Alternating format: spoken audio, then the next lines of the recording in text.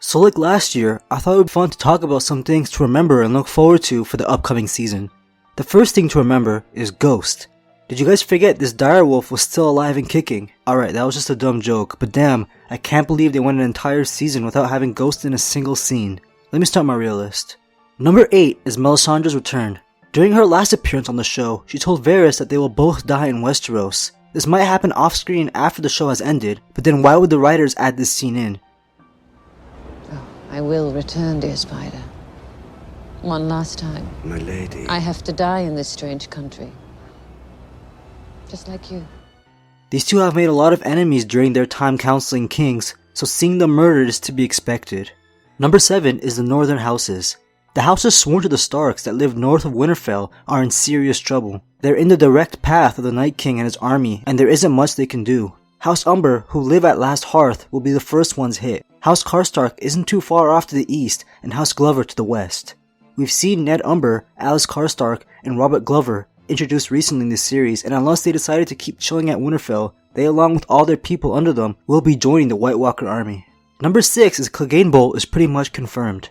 In the season 7 finale, during the meeting at the Dragon Pit ruins, there was a highly anticipated reunion between the Clegane brothers. Instead of having a fight, they just teased it, like they've been doing since season 1.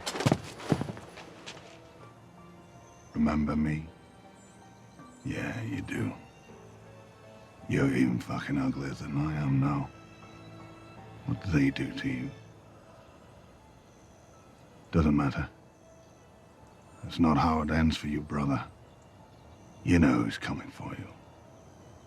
You've always known. The only thing that would stop Arya from having an easy time of assassinating Cersei would be the mountain. Arya and the Hound have to have one more adventure together, and what perfect way to end the series with them traveling together to kill the people that they hate most. Number 5 is Arya's Valryian steel dagger. This dagger was introduced so late in the game for only one reason, to kill White Walkers or the White Army. If she does end up going to King's Landing to hunt Cersei, who is still on her kill list, she will either encounter the White Walkers sometime before, during, or after and have to fight against them. The dead army wouldn't be much of a threat, for a large portion of them didn't make it to the southern regions of the Seven Kingdoms. This does make me curious as to how the Mountain, in its current zombie state, would react to a wound from Valyrian steel. He wasn't resurrected with the same type of magic, so I guess he should still survive. Number 4 is Heartsbane, the ancestral Valyrian sword belonging to House Tarly. The sword is still in the hands of Sam, and he really doesn't have much use for it. I said this in the video I made last season on the same topic, but I believe Sam should pass the sword down onto the Hound. He'll need it much more than Sam will, unless Sam is trying to prove he's deserving the nickname Sam the Slayer.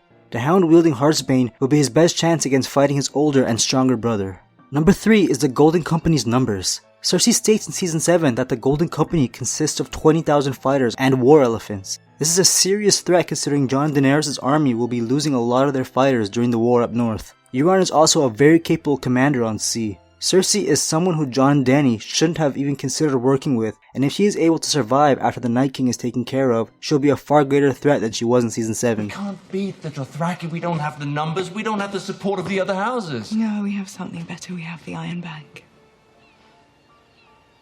You should have listened more when Father spoke about the importance of gold. Oh, I know it's boring for you. You just wanted to hunt and ride and fight. But I listened, I learned. Number 2 is Beric Dondarrion's purpose. I've been thinking about this while planning out this video, and it just doesn't seem right to me that Beric has been revived 6 times on the show and hasn't done much to warrant all these resurrections. If the Lord of Light believes he needs to serve some purpose, it will probably happen in Season 8. It's not like the Brotherhood without banners were all that important. He did help during the mission to bring back a White to show Cersei, but that can't be the reason why he would be revived 6 times. Hopefully he and Tormund survive the attack at the wall and will do something important. Number 1 is the North's feelings towards Targaryens. With Jon's real name being revealed as Aegon Targaryen, there may be some conflict if they ever learn the truth. They were opposed to even meeting with a Targaryen, so their reaction to their king bending the knee to Daenerys will be outrage. And when they find out Jon is not the bastard of Ned Stark, but instead a legitimate Targaryen heir, this may lead to a rebellion. The Northern Lords may like Jon now, but they will never accept a Targaryen ruling in Winterfell. It wasn't long ago that the Mad King had their Lord Rickard Stark burnt alive and his heir, Brandon, tortured unjustly. The North remembers. Thanks for watching.